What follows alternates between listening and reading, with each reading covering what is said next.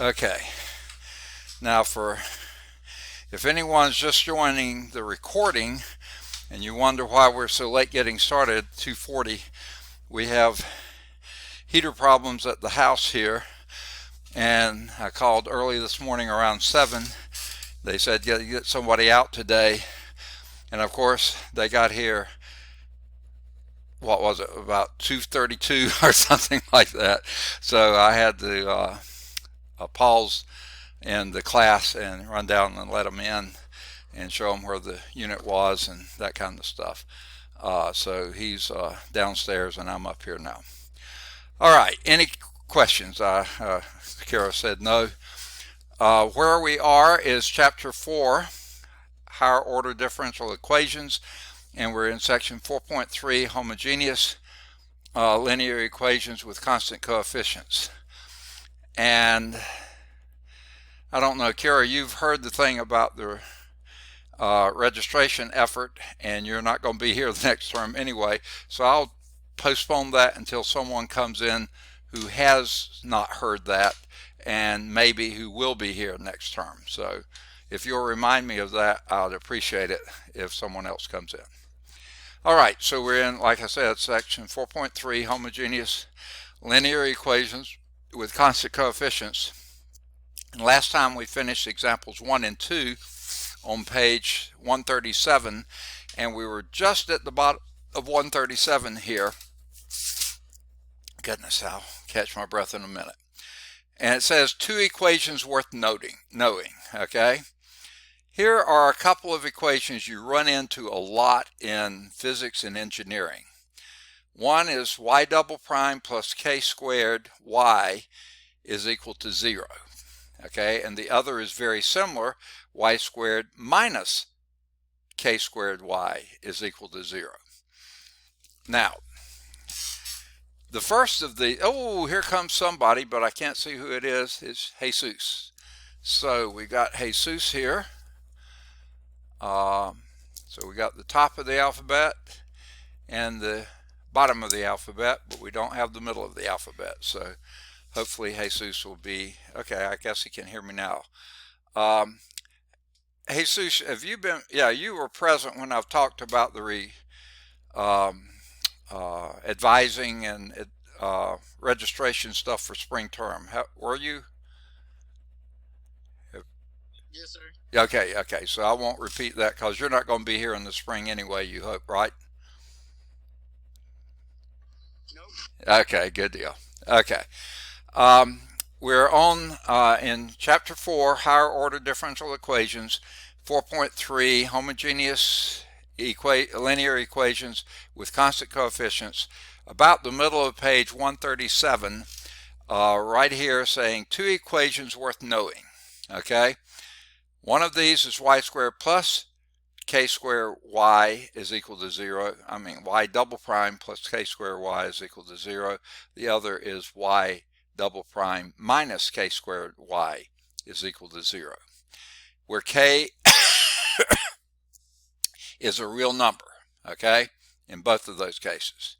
Now, these are important in mathematics, engineering, physics, in several areas. And if you think about it, this is a rather bizarre one, okay, because your k squared is always going to be positive. Of course, if k is a real number, k squared is always going to be non-negative anyway. We'll put it this way, okay? So that means that y and y double prime must, at minimum, have opposite signs. Absolutely, okay? Without a doubt, they have to have opposite signs, okay? This one, with the minus sign in here, then y and y double prime have to have the same sign. Without a doubt, have to have the same sign. And the same form and everything else.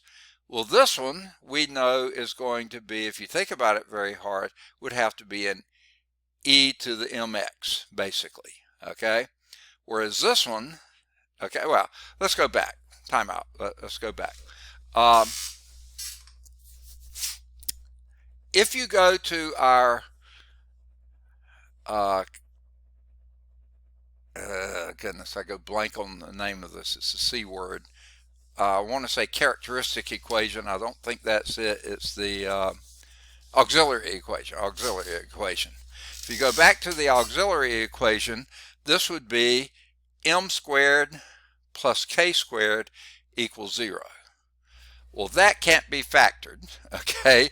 The only way, well, it can be factored in complex numbers, and that would be m is equal to ki, m1 would be ki, and m2 would be minus ki, okay? It's the only way that could work, okay? Now, since there's no real component here or here, the alpha is 0 and the beta is k, okay? And then your solution would be sums of sines and cosines.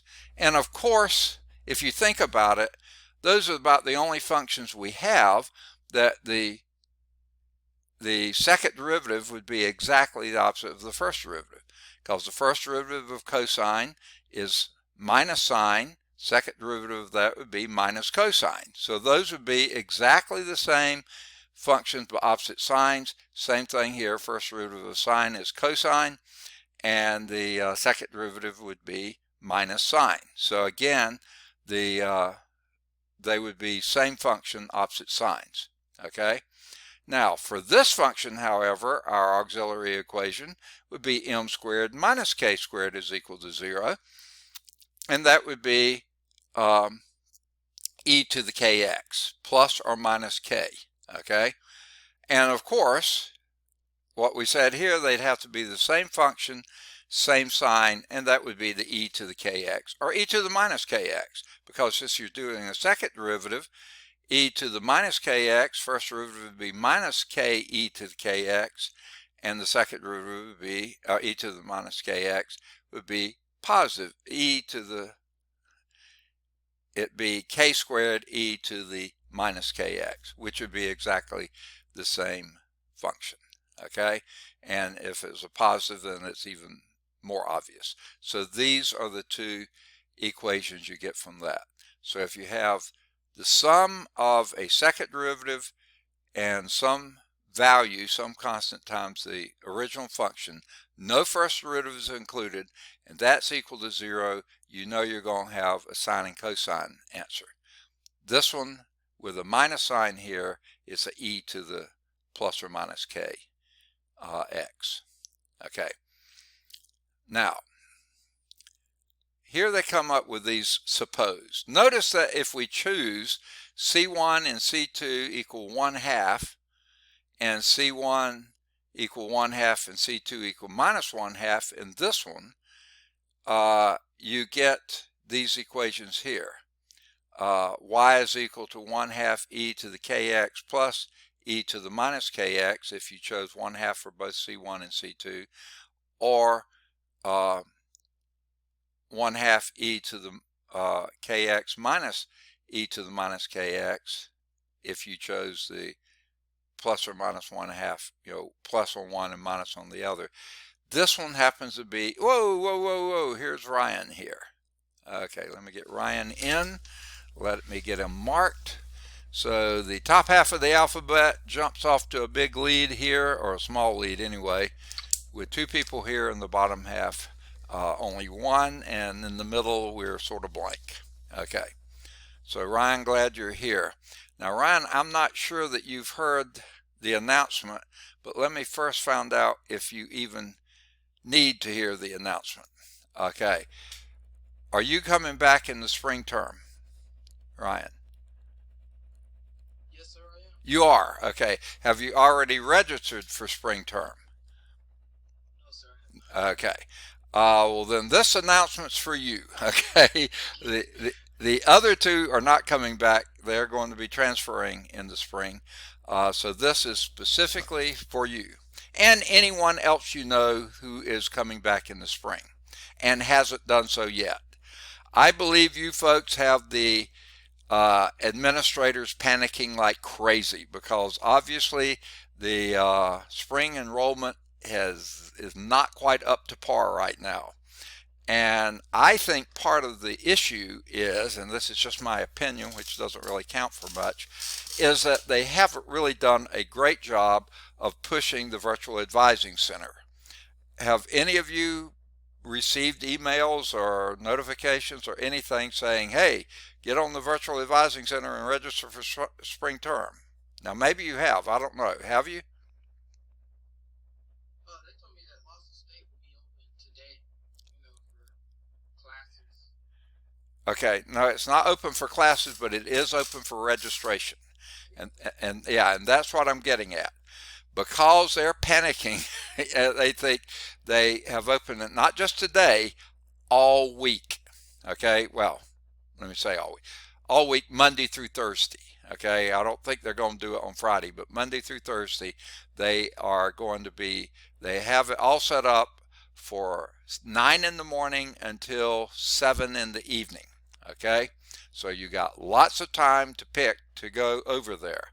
You can go to the Birmingham campus or you can go to the Bessemer campus. On the Birmingham campus, please go to the Student Success Center, that new building that was built right on the same site pretty much where Winona Elementary used to sit. Okay, that new building, right on Wilson Road there. That's where they're going to be. Now, I don't know whether it's upstairs, downstairs, or where. I'm not that familiar with the building, but somewhere there's a big room, and they're going to have tables set up.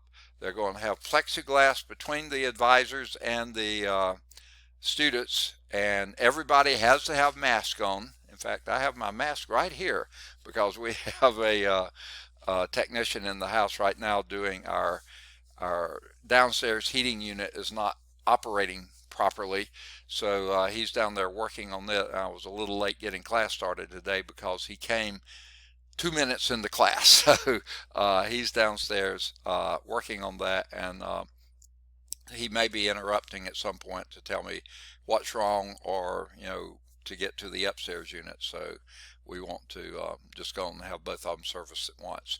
So anyway, from 9 o'clock in the morning until 7 o'clock in the evening, Monday through Thursday of this week, they're having that special thing. On the Bessemer campus, it's going to be in the Ethel Hall Auditorium. Now, there's an Ethel Hall over on the Birmingham East campus. That's not what we're talking about. That's the nursing building. On the Bessemer campus, it's the, if you're familiar with the campus, I know all of you have been there some, or at least I know Ryan and Kira. Well, I don't know about Kira. I think you have, haven't you? But anyway, I know Kaya has. I'm not certain about Kira. But anyway, there's two main entrances off the Bessemer Superhighway to the Bessemer campus. One is at the light, which is right across from the UAB West Hospital. It used to be Caraway West or something like that. No, it's Bessemer Caraway Hospital, it used to be called. But now it's UAB West, since Caraway is no more.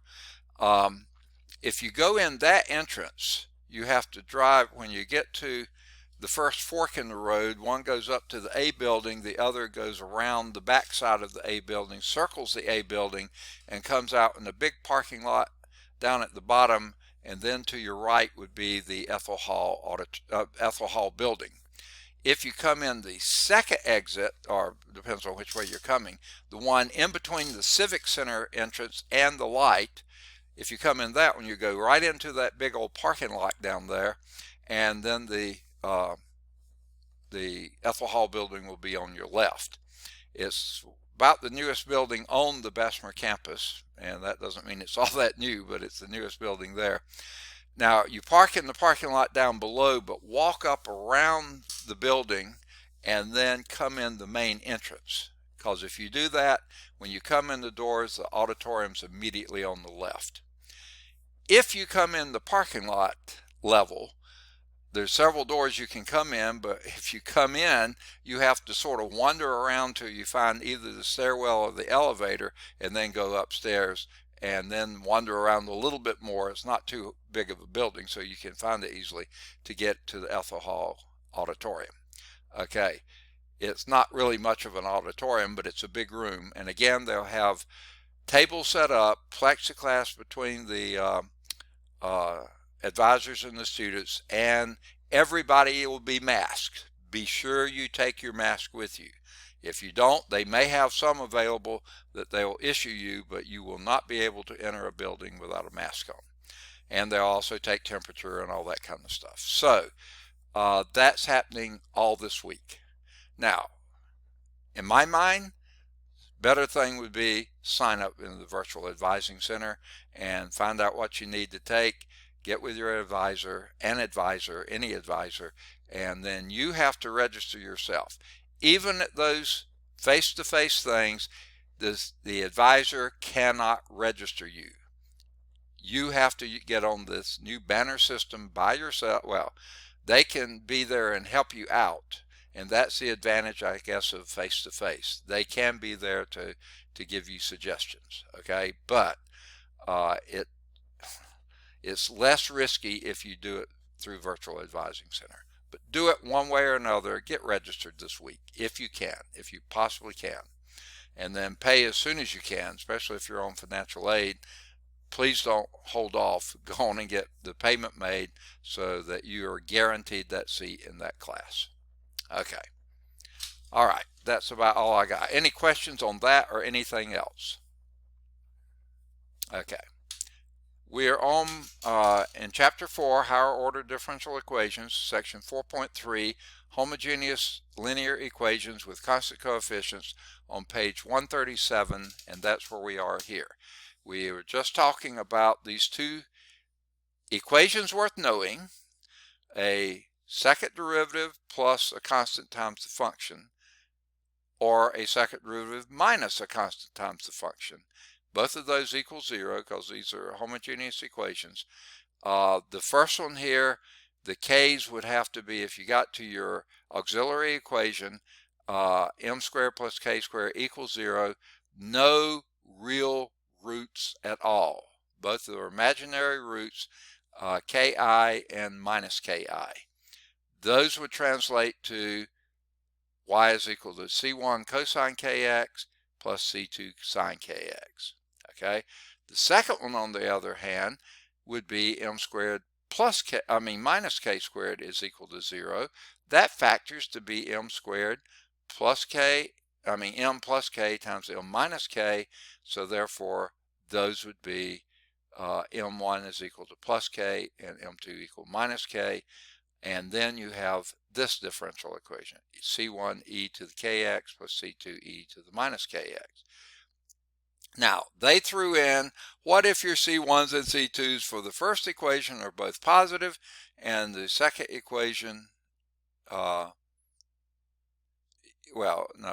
first equation here, the second equation here, equation 10, if c1 and c2 are both positive, or both positive 1/2, or they're both, one of them is positive 1/2 and one is negative 1/2, then you get your hyperbolic cosine and your hyperbolic sine.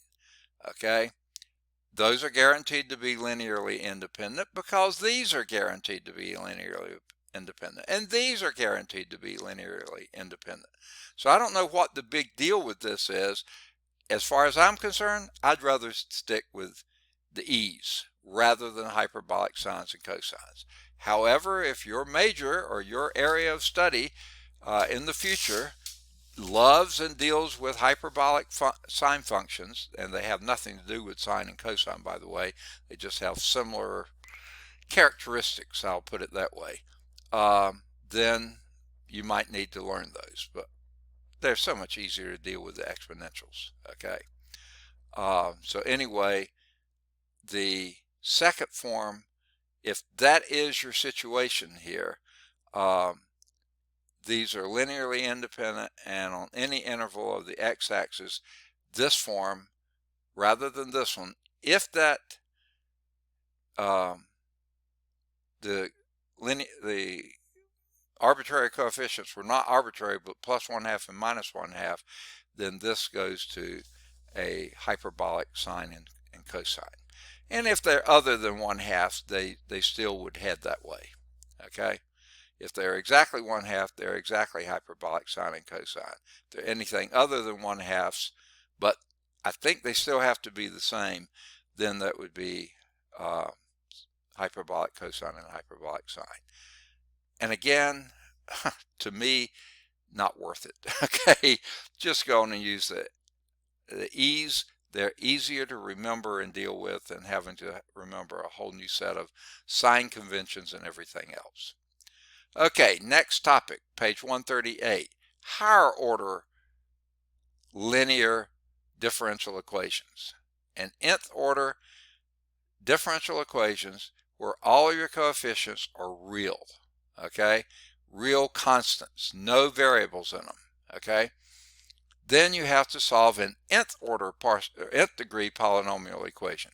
Your auxiliary equation sets up exactly the same way. You get a sub n, m to the n plus a sub n minus 1, m to the n minus 1 plus a sub m minus 2, and so on, all the way down to a sub 3, m cubed plus a sub 2, m squared plus a sub m, n a sub 1, m plus a sub 0 equals 0.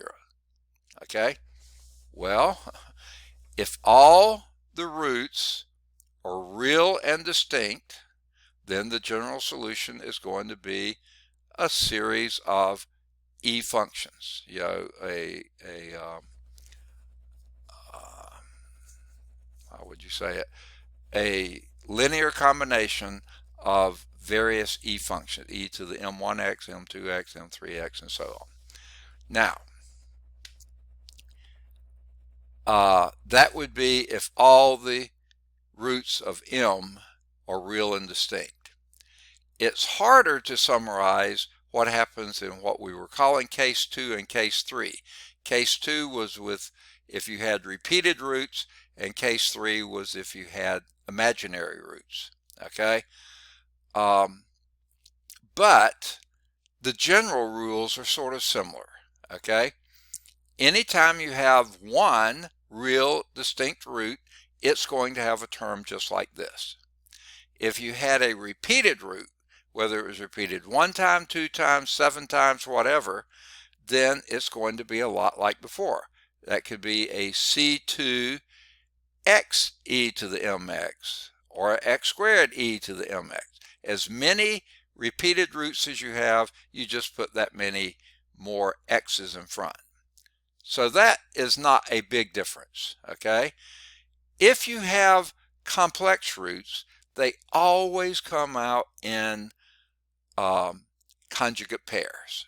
And when they come out in conjugate pairs, you use the same rule that we did before. The real part of that is an e to the alpha x, and the imaginary part of it would be a plus c1 cosine bx plus c2 cosine dx. Same beta x. I'm sorry, I said b, but I meant beta. Okay, so for example, a 5th degree equation, that's the n here. Where is it? They don't even show the equation. The 5th degree polynomial, I'm sorry, 5th order differential equation. That means your maximum derivative is the 5th derivative. Okay, that could have 5 distinct real roots, and in that case, every one of them would be represented by a e to the mx. If they're all distinct, you'd have 5 arbitrary coefficients, 5 values for m, and it would be those 5 things. Okay? Or it could have 3 real roots and 2 complex roots. Okay? Complex roots always in complex conjugate pairs. Okay?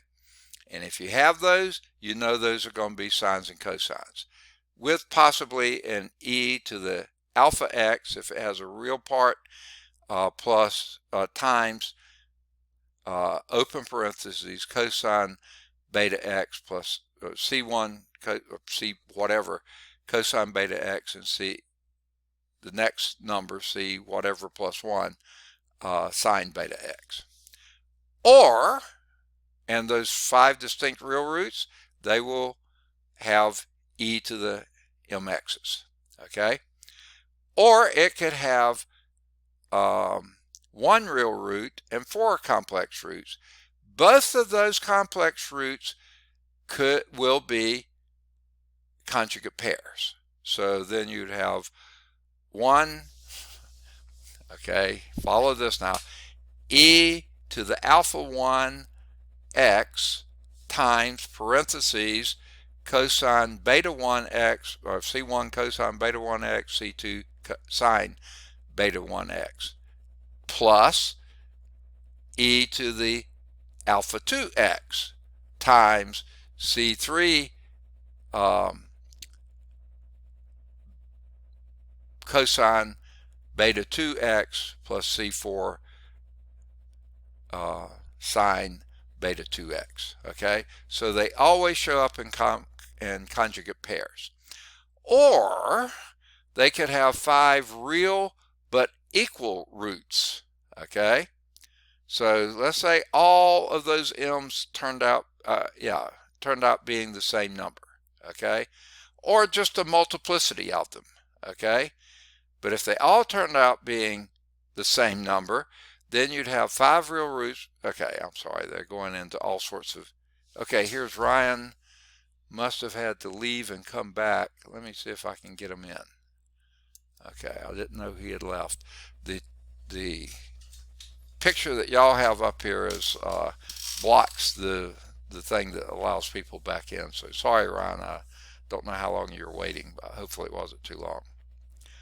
Okay, so you could have 5 real but equal roots, 5 real roots but 2 of them are equal, 3 of them are equal, 4 of them are equal, or whatever.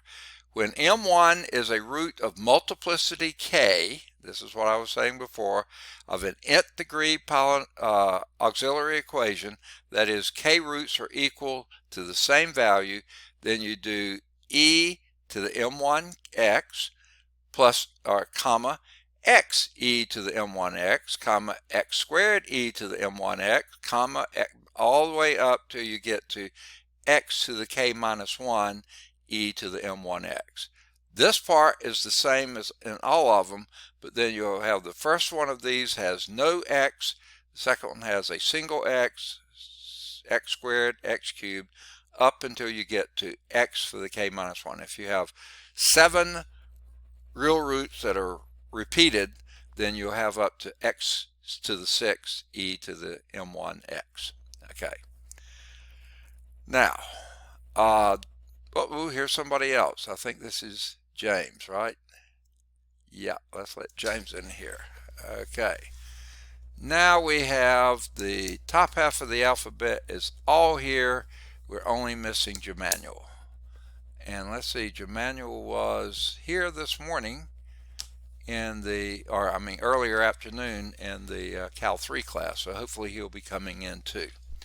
I'm going to scoot y'all down a little bit just so I can see when if James has something he needs to get in for. All right, now I think I've talked with James already about the advising. James, you're not planning to be here in the spring term, are you? Yeah, okay, I thought not. So I knew Kira, James, and Jesus were not. Ryan is going to be here.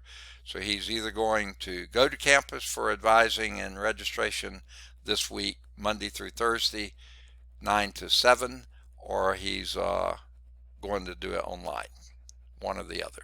Right, Ryan? Good man. Okay.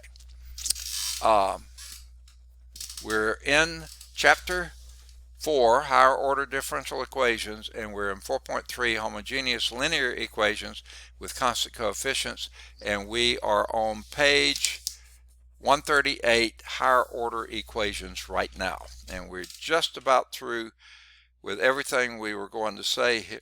So we would have the general solution, if you had all real roots, would be c1 e to the m1x with c2, and this is if they were multiple roots for your, auxiliary equation. See, the actual better word for that is repeated roots, okay, for your auxiliary equation. How many you had, you would have a C1 e to the mx plus C2 x e to the m1x plus C3 x squared e to the m1x, all the way up till, if it was a seventh order multiplicity, then you would have plus C7 x to the sixth e to the m1x. Okay. Finally, it should be remembered that when the coefficients are real, complex roots of an auxiliary equation always appear in conjugate pairs. For example, a cubic polynomial can have at most two complex roots. It's got to have at least one real root. Okay, so let's actually do an equation rather than talking about the equations. Here's example 3. Okay, a third order differential equation. I'm going to go to the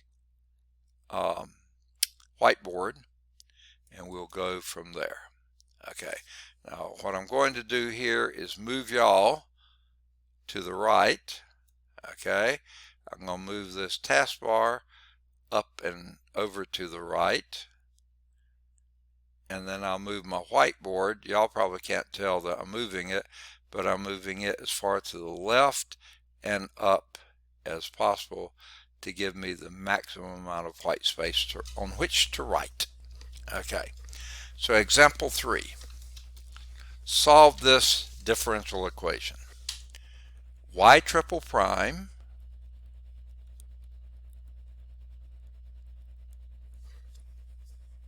plus 3y double prime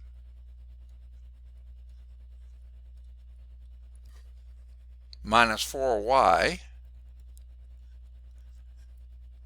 is equal to 0.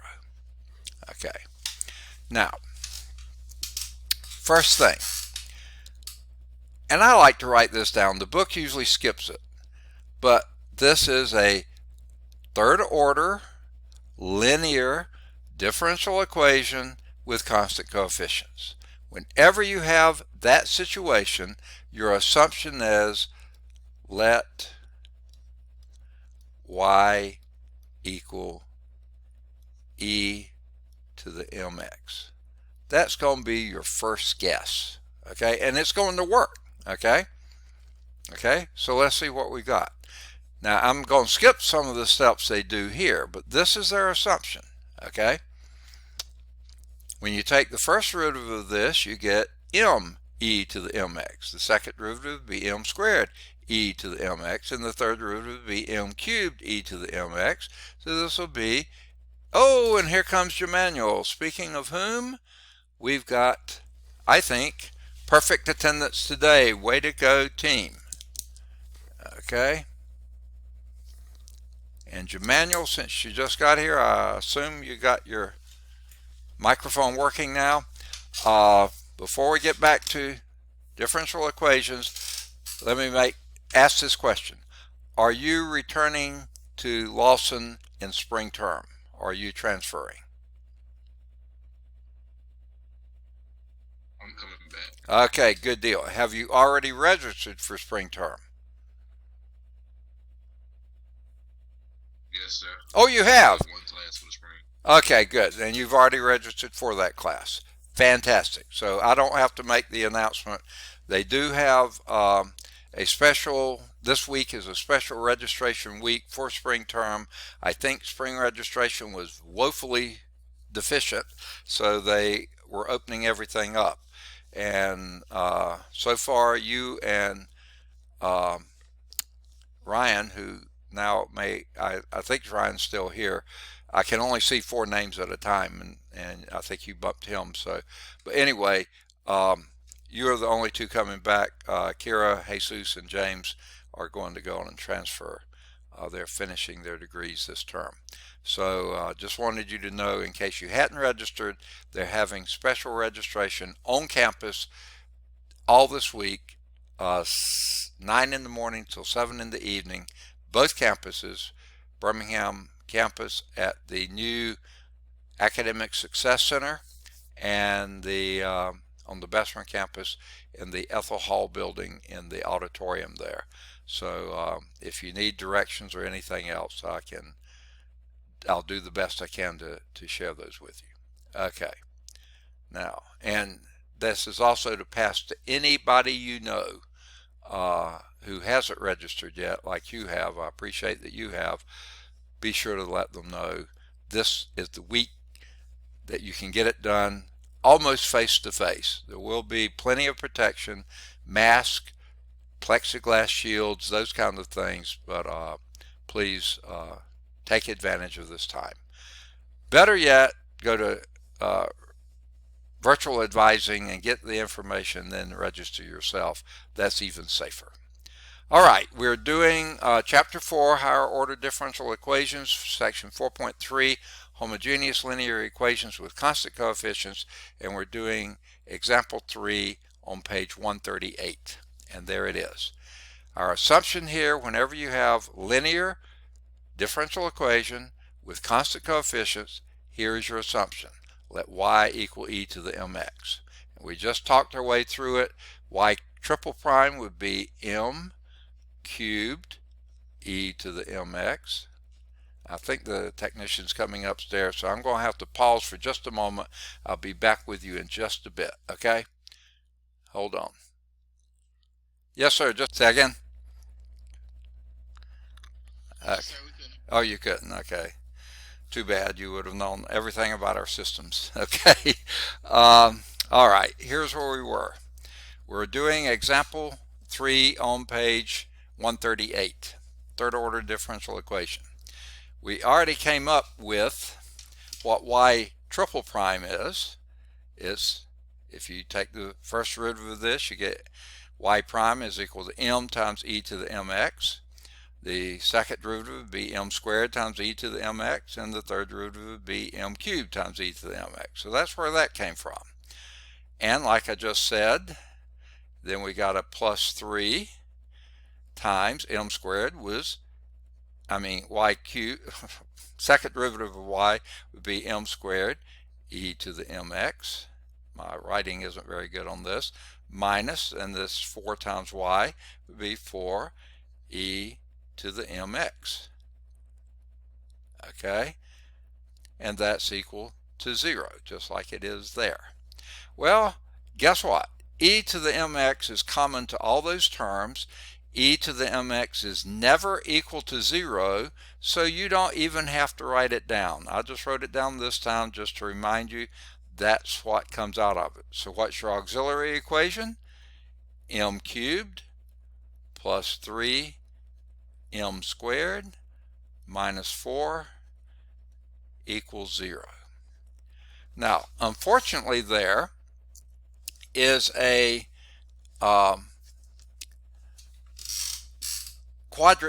cubic equation, and we don't have a real systematic way of finding cubic equations, except if you remember the technique that you learned in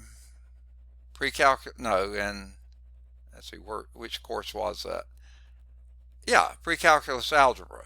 When you were doing this, you had what they call the rational zeros test, okay? And basically that tells you all the rational zeros for this function would be of the form p over q, where p was all the possible factors of your constant term. That's plus or minus 1, plus or minus 2, or plus or minus 4. Those are all the factors of that constant term, okay, divided by all the possible factors of your leading coefficient, and that's just plus or minus 1. So we have here basically, who cares about this now, 1, 2, or 4, plus or minus 1, 2, or 4. The easiest one to check is plus 1. How do you check that? Just plug in m equal 1. That would be 1 plus 3 minus 4 Sure enough, that's equal to 0. There is a root right there.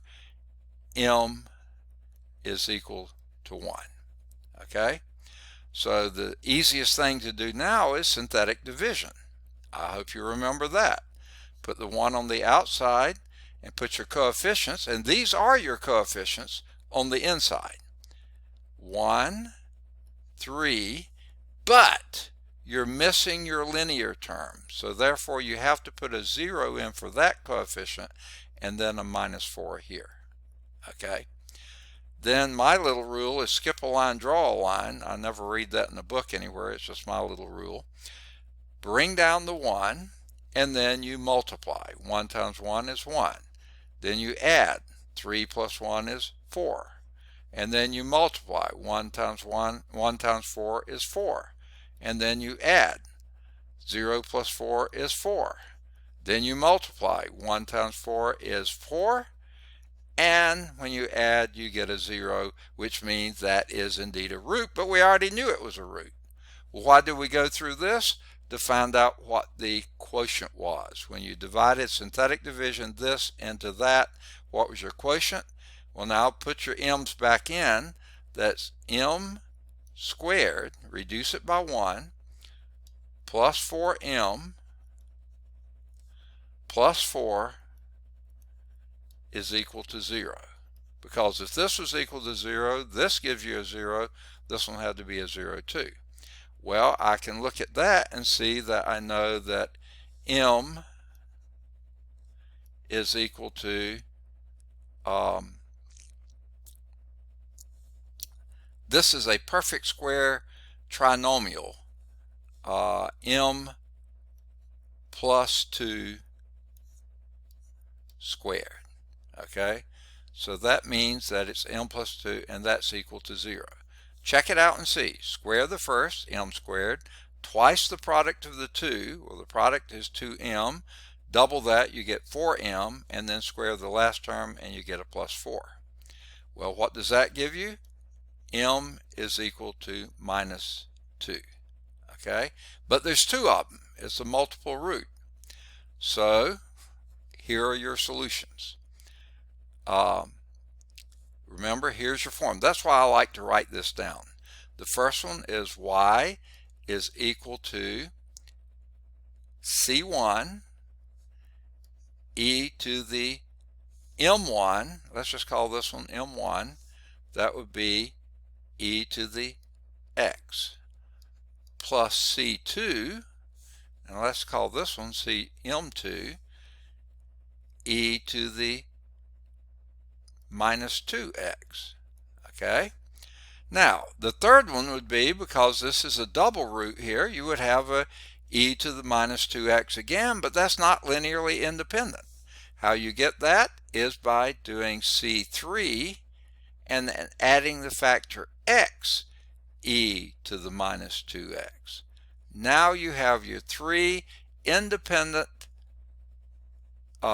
solutions, and the linear combination of those with C1, C2, and C3 being your arbitrary coefficients. That's your solution. Okay, that's it. That's done. Okay, how did the book do? Y is equal to C1 e to the x, good for them, plus C2 e to the -2x, good for them, plus C3 x e to the -2x. So there's your solutions. Okay. Now the question is, any questions on that or about that? Is that clear? See, we've lost at least 2 of the 5 people we had here. Still haven't, no, we had, yeah, all 5 here. We've lost down to just 3. I guess my interruption there dropped some people. Okay, any questions? The question now is, can we do example 4 in 3 minutes? Let's see if we can. If there are no questions on this one, let's do example 4. And here's what we've got. D4, that's fourth derivative. This is such a pain in the neck. The pen will sometimes write when you don't want it to, and other times will refuse to write whatsoever. D4y dx to the 4th and it writes so badly when it will write, plus 2 d2y dx squared plus y is equal to 0. Okay, that's a linear fourth order differential equations with constant coefficients 1, 2, and 1. Okay, now our assumption here, just like before, let y equal e to the mx. Okay, and without doing all the things, what this winds up with would be m to the fourth, and you'd have a e to the mx in there, but you know you're going to divide it out, plus 2, and this would be m squared, and this would be plus 1 is equal to 0, because you see the y would just be e to the mx. When you factor out the e to the mx, you just have a 1 left. Okay, well, what does this give you? That gives you a perfect square trinomial, m squared plus 1 squared. Now let's check that out and see. Square the first, m squared is m to the fourth, plus twice the product of the two, m squared times 1 is m squared, times 2 would be 2m squared, plus 1. So there's your perfect square trinomial equals 0. Okay, well, what does that produce? This is not a factorable function. This would be m is equal to plus or minus I. That's the only factorization you could have here. And then this thing is then squared. So you have basically these are repetitive. Okay, so what do we have here? Well, m plus or minus I, you know that's going to be y is equal to c1, and now normally you'd have a e to the alpha x. The alpha here is 0, so you don't get that. So this would be c1 cosine x, the beta would be your 1 here, okay, plus c2 sine x, but because this is repeated root here, then your next one would be a c3, and it doesn't matter which order you do it, x cosine x, and then your fourth one would be c4 x sine x. Okay, there's your completed thing. This is a repeated root, but the repeated roots are plus or minus i's, so for one of those is c to the c1 cosine x plus c2 sine x, but then for your repeated ones are c3 x cosine x and c4 x sine x. And let's see if that's what they got. Sure enough, it was. Y is equal to c1 cosine x plus c2 sine x plus c3 x cosine x plus c4 x sine x. So even if your complex roots are multiple roots, which they were in this case, then you do the same thing. You just multiply x times whatever the thing was. And for complex, it's going to be sines and cosines. For reals, it's going to be e to the mx. All right. And that has run us out of time, okay, unfortunately.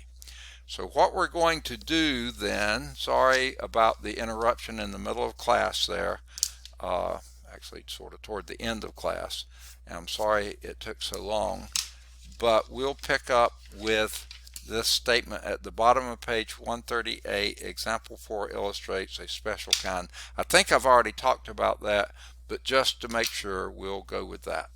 And we'll pick up and go from there.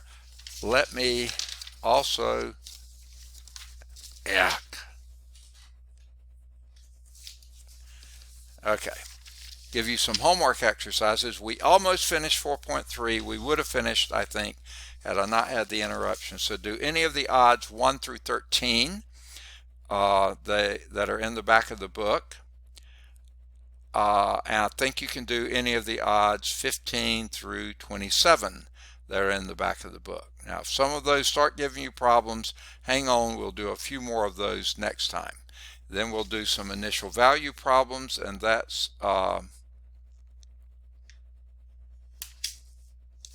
just a carry on from where we're going now. So again, if any of those through 27 give you problems, hang on.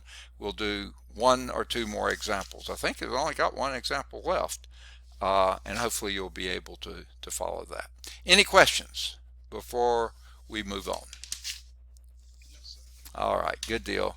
Appreciate your patience with me as I had to stop and deal with the guy. But now I've still got to stop and pay the guy. So, all right. So I'll be away from the phone and computer for a little bit now, but then I'll be back getting ready for tomorrow's classes. So you can get in touch with me if you can. If there are no other questions, I'm going to stop sharing now, and then I'll end. Were there questions? Okay. Well, y'all take care. Get registered for spring term, preferably virtual advising center, and register that way. But if you want to go on campus, go to either campus 9 in the morning till 7 in the evening and get registered for spring term that way. And for those of you who will not be here, that's Kara. You don't have to mess with this time, but I bet you're pre-registering for the school you're transferring to. So good luck with that too. Take care. Any last thoughts before I shut you down? I'll see one of you tomorrow and the rest of you on Wednesday. Good deal. Thanks. Bye-bye.